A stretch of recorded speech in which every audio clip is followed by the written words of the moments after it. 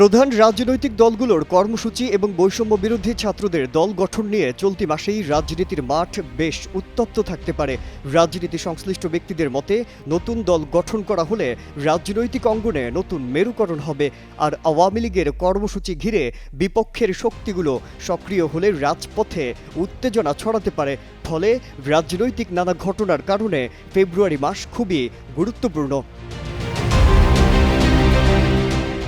আনুষ্ঠানিক ঘোষণা না দিলেও ফেব্রুয়ারির মাঝামাঝিতে নতুন কর্মসূচি দিয়ে মাঠের রাজনীতিতে সক্রিয় থাকতে পারে বিএনপি। কেউ না বুঝলেও আমরা আপনার প্রয়োজন বুঝি, আর তাই তো অত্যাধুনিক ফিচার সম্বলিত বিভিন্ন সাইজ আর কালারের 250-টিরও বেশি ডিজাইন অপশন নিয়ে ওয়ালটন স্মার্ট ফ্রিজ বোঝে আপনার প্রয়োজন।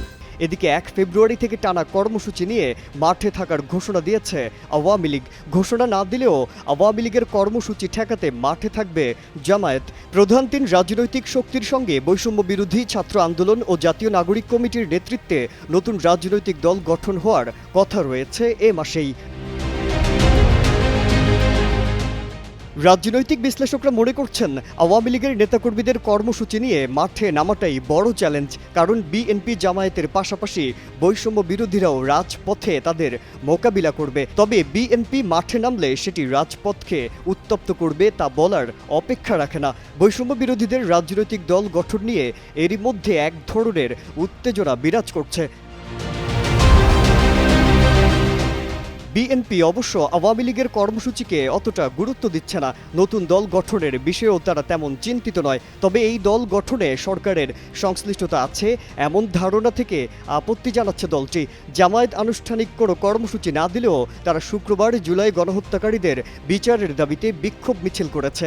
এর বাইরে ফ্যাসিবাদ বিরোধী কর্মসূচি নিয়ে মাঠে খুবই সক্রিয় বৈষম্য বিরোধী ছাত্র আন্দোলনের নেতাকর্মীরা। এদিকে আওয়ামী লীগের ফেসবুক পেজে নির্যাতন ও নিপীড়নের প্রতিবাদ, দেশের জনগণের অধিকার প্রতিষ্ঠা সহ বিভিন্ন দাবিতে 1 থেকে 5 ফেব্রুয়ারি লিফলেট বিতরণ ও 6 ফেব্রুয়ারি প্রতিবাদ মিছিল ও সমাবেশ, 10 ফেব্রুয়ারি বিক্ষোভ মিছিল সমাবেশ, 16 ফেব্রুয়ারি অবরোধ এবং 18 ফেব্রুয়ারি দেশব্যাপী সকাল সন্ধ্যা সর্বাত্মক কঠোর হরতালের কর্মসূচি ঘোষণা করা হয়েছে। এই কর্মসূচি ঘিরে প্রধান উপদেষ্টার প্রেস সচিব শফিকুল আলম ফেসবুকে এক পোস্টে বলেন, আওয়ামী লীগের পতাকা তলে কেউ যদি অবৈধ বিক্ষোভ করার সাহস করে তবে তাকে আইনের মুখোমুখি হতে হবে। তিনি বলেন, দেশকে সহিংসতার দিকে ঠেলে দেওয়ার কোনো ধরনের প্রচেষ্টাকে সুযোগ দেব না। প্রেস সচিবের বক্তব্যে স্পষ্ট, আওয়ামী লীগের কর্মসূচির বিষয়ে সরকার কঠোর থাকবে। আইন শৃঙ্খলা রক্ষা বাহিনীকে সেরকম দিক নির্দেশনা দেওয়া হয়েছে। মাজহারুল আলম, কালের কণ্ঠ।